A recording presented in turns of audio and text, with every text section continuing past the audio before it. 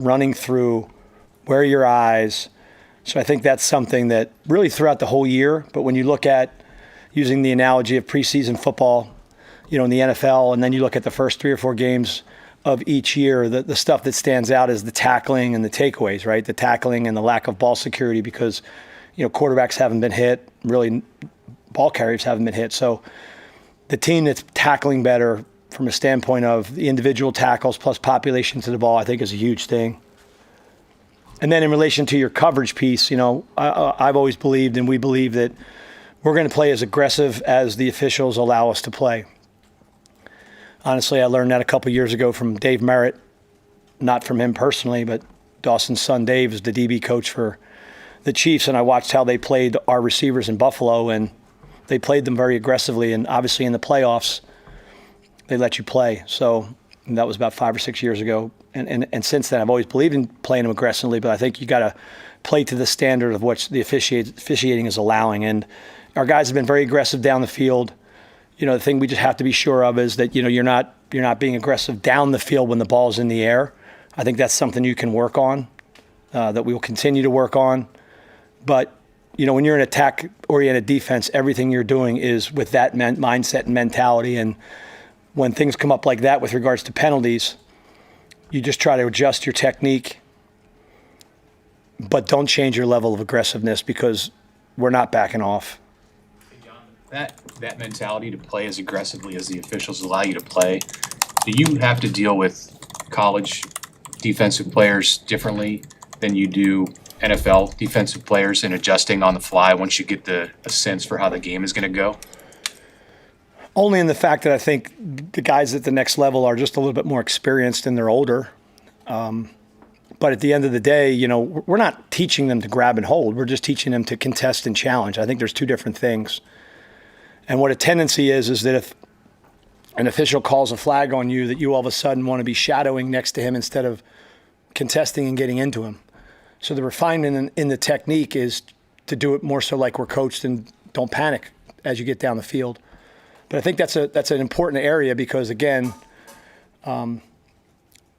you don't want to change how you play based on how the game's being officiated. You just want to change the technical aspect, not the tactical. How do you feel, just generally speaking, these two scrimmages, how do you feel about the defense's play in the two scrimmages? Yeah, I think the scrimmages have been highly contested. I think we have a very good offense that's obviously challenging us in many ways. But I think that, there's been some positives from the scrimmage. There's obviously each one, whether it's like the scrimmage a week or so ago, we gave up too many explosive plays in the scrimmage that could be corrected, a lot of it with just playing better fundamentally. But, I think the scrimmages have been great because it's iron on iron. I think we got two good units. I think we got a good offense and we have a good defense. When you're going ones on ones, obviously it gets highly competitive. And what also happens in these situations is we practice against our offense 15 times in the spring, and we practice against them 16 times in the fall. So what happens is it becomes a high level of familiarity out there, not only with scheme, but also with personnel. And so it's good to be able to move away from that a little bit and into putting ourselves, in some fresh eyes with how we're approaching this next 3 or 4 days. Coach, when you start to kind of put your front seven together, what is an ideal number of front seven players you'd like to play in a regular flow of a game, and how challenging maybe is it to kind of settle in on that number? Yeah, I think you're trying to play into your two deep, I think. As long as that two deep is where it needs to be from a development standpoint, we're not into charity. This is a meritocracy where you're going to play based on how you've practiced and how you've performed in the meeting rooms, and then obviously how you've performed in the scrimmages. So it's a meritocracy in that way. But ideally, I think we want to be able to play at all levels into our two deep because we believe that as the season starts, we're preparing each day, one day at a time, but we're also trying to develop our roster as the season progresses so that we're prepared, not if we have injuries, but when. Football's a physical game, and ideally we'd love our starting 11 to all be available to us at the end of the year, but we all know that's not a practical way to look at things. So early in the year, we want to be developing them on the practice field, give them an opportunity to earn playing time, and then hopefully when they go out there and play, they play well, which then leads to more opportunities. So, like I said, I think you guys asked me that before. I don't really have a number per se, but I think we want to be playing into our two deep at every really position on defense. And hopefully those guys they're playing for Eck on special teams and they get a taste of the game life on special teams as it leads into what they may be doing on defense. How have you seen that depth come along from the start of camp to now? Yeah, I'm encouraged by it. I think obviously each level, we've got quite a bit of depth in the secondary. I feel good about linebacker. I really feel good at all levels. But obviously we'll know in about 10 days when the real stuff starts. Going off of that, Matt mentioned on Saturday that he noticed in the scrimmage the drop off in play from the first string group to second to third. Were you noticing similar to the stuff on defense? Well, on defense, I think that there obviously is a level of drop off just because of experience, but I really felt like honestly in the scrimmage, our red and our white, which is they really got after it. They played hard, they played physical, they executed for the most part, made some plays. But obviously the biggest thing is the phrase we use as the bullets start flying, meaning like teams start motioning and changing things. There's a level of experience that, our veteran players just have seen. They've had more time on task and seen those things. So I think from an execution standpoint, it's better right now with that group. But that's our job. Coach always says it, the identity of your coach is not how you're getting your ones ready to play. It's are you getting your twos and threes ready to play, and are they able to execute at a level that's satisfactory at the game? So that's obviously a task we've got to keep working on. In the spring, you talked about an expanded role for Deshaun Singleton. How have you seen him kind of handle that now that fall camp's over and going into? Yeah, he does have an expanded role. I think he's doing a nice job for us. He got banged up for a couple of days. He's now fine, so he missed some time, but he's back to normal. He's going to be a player for us that we expect to play very well in whatever role we put him in, and I think that we're going to use him in a way to help our defense. So. Safety with Bly's injury, did he work more corner? Nothing. Any roster move we made with Donnie had nothing to do with Bly. It was like really we're trying to identify where we think the best position for all of our players are as it relates to the depth of our roster and quite frankly, getting the best 11 players on the field. I think Donnie has a bright future here right now, and right now he's playing corner, and he's got a couple other things he's doing for us, but corner is his primary position he's practicing at. He had that, big performance last year. I mean, you played him in that Boston College game. How much do you think that helped him, and how much has he carried that over to maybe? I think you have to ask him that because I'm not in his head, but I would assume, like anything else I've ever done in coaching, the more you play, the more confident you're going to be. So if you played in the bowl game and now you're going to play in Arrowhead Stadium against Cincinnati, that's not his first time out there. He played in Yankee Stadium, which basically you can say is a pro venue, hallowed grounds. So I would assume that anybody we got into that game, if and when they play against Cincinnati and Arrowhead, I just think that's going to help them because it just allows them to kind of say to themselves that they've been there before and done that. You didn't have Cade head shot coach in the spring, but what has he done to show you what he can do here in just a short amount of time to maybe put himself in that conversation to possibly earn snaps as a freshman? Yeah, Cade plays really hard. I think that's the number one thing that stands out. It definitely stood out when you watched him in recruiting. He was a very active player that played snap to whistle. I think he's doing that for us right now, and I'm encouraged about Cade and what he might bring to our team this fall because he's carried that over as well as just getting a little bit more mature and bigger and stronger. So I would anticipate that he's going to be a factor in our front seven. Hey, John, is that the players picked Javen Wright and Vincent Shavers among those inside linebackers to get single digits? Is that representative of what you see with the leadership at that position, those two leading the way? Obviously, the single-digit thing here is a tremendous honor for everybody, 0 through 9, because like we have coaches have nothing to do with it.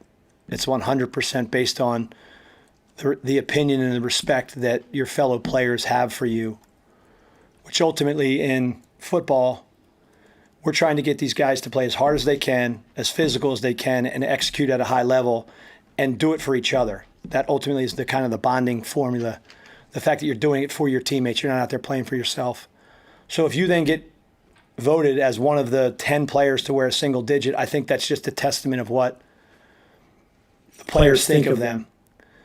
And with Vincent, obviously, he went from 1 to 9, which meant he was revoted into that capacity as opposed to just keeping his number 1. So I really believe that any of those players that have been voted into that position that then accepted that number, they should feel great about how their teammates think of them. And then it is a tremendous responsibility to then uphold that, because now we're looking to you, to be the ones that lead our defense or lead our team, so to speak. So I would assume that if I know this, if I was voted to get a single digit, I'd wear it, and I would wear it with pride, and I would wear it knowing that every single day I showed up in this building, I've got to lead and play with a level of effort and physicality and execution that's uncommon. Matt said some nice things about Jameer Khan and Jalen George on Saturday. And not to get into where they fit on the depth chart, but how did you see them stay dialed in while they were injured in the spring to at least put themselves in position to help you? Yeah, I think both of them, the number one characteristic with both of those kids is that they both have great energy. They both are very thankful to be here in this program. There's zero entitlement to them, meaning, what can you do for me? It's really about them. What can I do for the team? Obviously, they both came from programs that aren't the University of Nebraska, no disrespect to them, and I think they value what's being poured into them from a strength standpoint, from the head coaches, from the head coach, from the assistant coaches, from all of our support staff. They understand that when we say they have everything at their fingertips to be as good as they need to be, both as a man and as a player, both of those kids have that energy of, what can I do to continue to earn this, as opposed to the entitlement that sometimes gets associated with Division I athletes. And I think, therefore, they, with that energy and that kind of positive state of mind, you add to their talent and their level of kind of how hard they play, both of those guys would fall into that group that I've referred to as the players that we brought in are going to help us. And I think that as they keep developing, as they keep getting stronger, more experienced, more confident in our systems and in our building, I think both of those players, as well as those other guys we've added, are going to help us on defense. All good. Thank you very much, guys. Have a good day. It was hot out there today.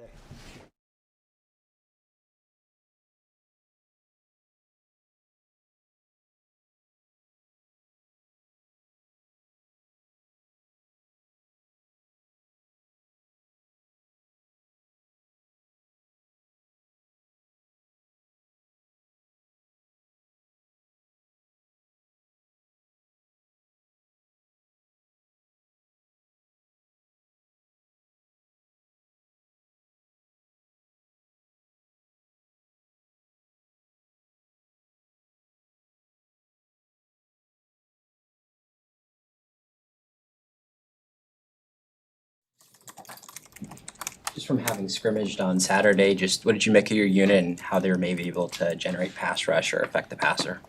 I think overall as a group, we doing a pretty good job at working. I mean, I think the everyday process, just whether it's the install or just the communication aspect and just getting comfortable with the side of the ball, guys in the room doing a good job of working together. And we talk about move detail a lot, so we're just talking about just a selfless act and just continue to work together. So guys doing a really good job of kind of just supporting each other. And then in terms of rushing the quarterback, I mean, it's just a percentage of what they're here for, right? You got to be a complete ball player. You got to earn to be able to rush the pass on third downs. You got to stop the run as well. You got to be able to defeat pullers and snipers coming back. So it's an all-around game. Of course, we work pass rush ability, but it's also just being a complete player. Stood out about Ochoa and just working with him this offseason. Jordan made a tremendous amount of progress since the spring. Coming in, just being a younger guy. A lot of times with guys at that age and not really getting snaps, his first season is really just helping him not only physically but also mentally. Just saying, hey, you're not a young guy no more. It's go time, and kind of just develop yourself and just mentally mature and get ready to play in the ball games if the opportunity kind of presents itself. And he was doing a really good job, and he's competing. He got his weight up, and he's striking blocks well, and he's rushing the passer and kind of working on the playbook pretty good. So he's overall just being a pretty solid contender in the room right now. So You were out of New York City. Did you see that in him start to some of what he could do? yeah, so year one when Choa came actually for camp, I was here when he came and did the camp, so kind of remember him way back when. And he has just natural ability always. He has natural rush ability. He's naturally a physical person off initial strike. So he has the tools to be successful. It's just all about putting it all together and applying it. But he does a really good job at, like I said, rushing the passer with natural ability and just playing a run, things of that nature. So he's doing a really good job. Hey, how much versatility do your guys have as far as being able to move guys around? You're going to have more than one on the field at a time, and how exciting is that when you kind of scheme this defense together? Yeah, I'll tell you what is exciting because it's defense. You know, we have a lot going on, a lot of movement, and just kind of like working in space a lot of times. So for us, we have the ability to rush the pass and do different things. Having different guys on the field, that just kind of like, that might, right now we're just working with the Jacks on the field, but obviously game by game that kind of run its own course. But in reality, just that room itself has a lot of flexibility. Everybody have their own natural traits, and things that they're really good at. So it's all about, week after week, just looking at who can we exercise best, to help service the team in that upcoming week. But overall, it boils down to a room full of guys who all have one common goal, but they all have different traits to be successful. So it's a pretty good room to have in terms of just the versatility. How much do you guys go into drop into pass coverage, and how's that part of the group going? It's part of the phase, right? In today's world, everybody's dropping. You got nose guards dropping, D tackles dropping, and you got linebackers blitzing, you got corners blitzing. So it's really hard to dictate that element of the game, right? It's football. Everybody's doing a little bit of something. So the good thing is we have the skill set back there to be able to do things that when it's called upon. Have you seen Deshaun kind of adjust in a way that's obviously he had kind of played off the ball and he's good at it. He was good at it, but he also wants to be down near the ball. How have you seen that kind of overall global adjustment over the last in spring and now in training camp? Well, right now, he's made a great amount of progress. He's working at it every day, and I tell Deshaun to tell everybody else in that room again, you're here to be a complete football player. We don't come into Nebraska to be a pass rusher. So you come here to play football, learn to stop the run, and everything else that comes with it. Pass rushing is just part of the game, no different than special teams, offense, and defense. It all correlates together. So he's doing a good job at just identifying everything else and just overall develop his game. What was the thing that he maybe had to progress the most in, going from sort of that off-the-ball player to down near the line of scrimmage? Yeah, that part is just simply playing in the box, right? Just being a guy that kind of just moved around a lot versus just kind of getting hands-on and just, playing off the edge a little bit more, what you're seeing right now. So other than that, that's about it, though. He's doing a good job. Bill, how does staying on Deshaun, we've heard a lot through the offseason about the transfers who've made big impacts, like Rocco and Dane Key on the offensive side. How does Deshaun fit into that with what he brings as far as experience and, having won and just done a lot of things in college football? What has he added to the defense in that way? Deshaun's been phenomenal. Coach's son, right? So he understands the process. He understands just pretty much how this whole ordeal works. Just coming in, he has some maturity about him, has some game experience, have reps on his belt. He played in loud environments before, so he has a sense of poise. In our room, we always preach be water. Be water, learn to be poised, get shake, be rattled, but be water and be steady. And he does a really good job at just kind of always being even keeled and just having good poise in the room. So, Is Dylan Rogers, is he working with your unit? Yeah, Dylan's doing a phenomenal job. All those guys, Dylan Rogers, Jordan Ochoa, Willis McGahee, and Deshaun McCullough, all those guys doing a really good job right now. Water, where did you get that from? Where did I get that from? That's probably the hardest question I got today. I don't know. But be water. I come in the room one day and I brought a Coca-Cola bottle and I brought a bottle of water and I shook both of them and popped them open and told them be water. Right, steadfast. With Willis McGahee, what's the biggest thing that you tell a young player who flashed as a true freshman going into his sophomore year? What's the biggest adjustment there? Eyes on you now, right? Develop your game. Eyes on you. It's easy to sneak up on someone. It's a little bit harder when they're preparing for you. So for him and anyone else, as you come into the game, understanding the mindset that you are being evaluated. Somebody, your opposing team, they have PFF. They looking things up. They trying to figure out everything about you. So it's just that aspect of just the maturity. Being a pro about your day-to-day tasks, how you eat, how you drink, how you carry yourself when you sleep. Everything about that, those little things that carry over to the game. Anything else for Coach? You use PFF? You look that stuff up? No, I don't get into all that stuff, man. You got people on the staff though that will kind of give you that data so you at least know. Or? Nah, I work on today. That's it. All good. Thanks. All right, thank you.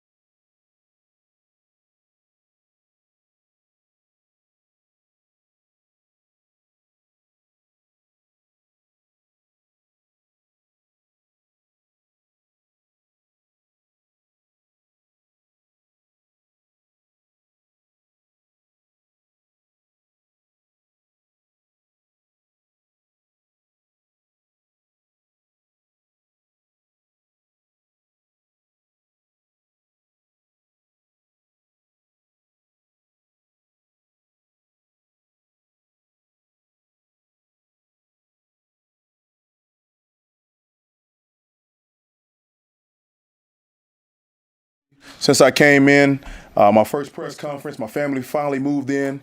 I'm grateful to be in Nebraska, and it's a great place to raise my family and coach football. With that being said, I open up with questions. What have you told your guys about playing at Arrowhead? Obviously, you got the most familiarity with playing in that stadium. No distractions. It's a beautiful stadium. I've been getting calls from George Kalafis, guys of that nature, talking about coming to the game, guys that I coach. But it's just same, one day at a time, focus on the small things. But it's a beautiful stadium. You know, it's history there. I was watching The Kingdom last night with my wife. How have you felt, Coach, how the depth has developed throughout camp? Just how do you feel about it now, we're 10 days out? Oh, this is great. Like I said when I first came here, can't get bored with the fundamentals. And we staying consistent with the fundamentals. And that's going to carry us over to the first game. And I think it's going to be a great time with shocking effort. From the scrimmages that you put together, just what have you seen the guys' ability to rush the passer and generate pressure as well? I've seen a lot of great things from Will being a defined move, getting to the quarterback, rush area, move area, and then about to finish from Keona Davis, Van Papa Cam, moving inside to outside. I've been seeing a lot of great things from these guys. First of all, getting off the ball, rushing the passer, and just having shocking effort.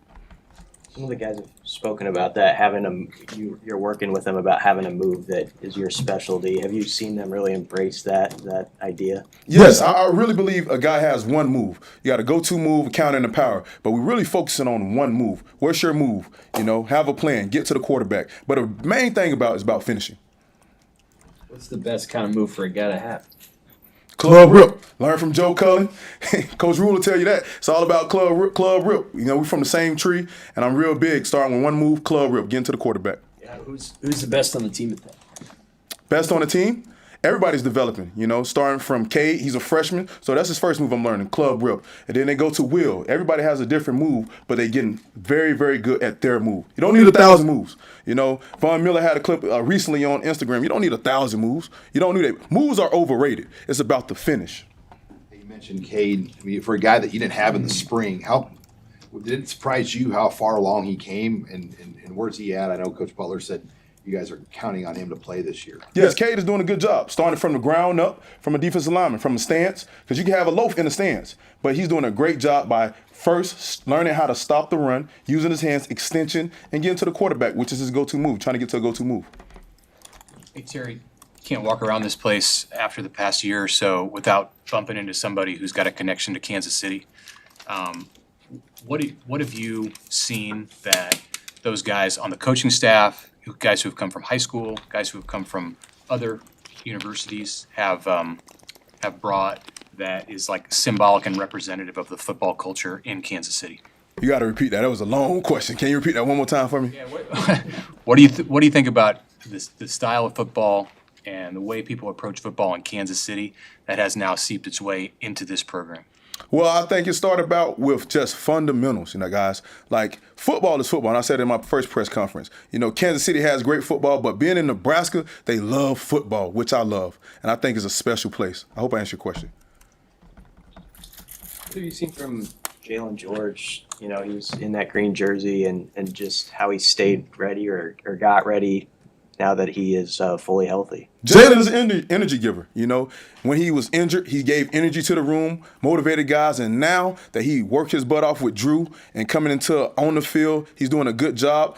Basically taking a lot of football reps because he missed a lot of football, but he's doing a good job running to the ball, getting in game shape, because that's the hardest thing by sitting out that long. He's doing a good job, and he has pass rush ability as well. I'm very excited to see where Jalen George go and help us interior.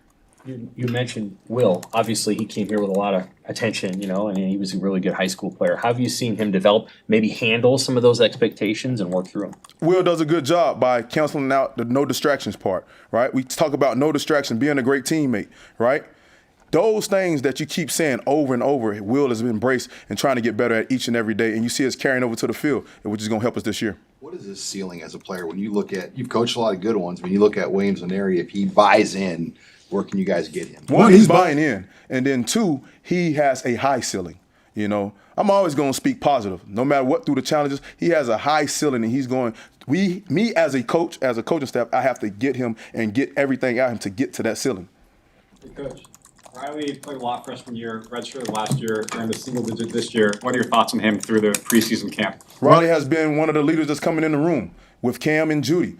Riley has done a good job trying to get off the ball. He's done a good job knowing and doing this assignment. I'm very pleased with Riley yet. Excuse me.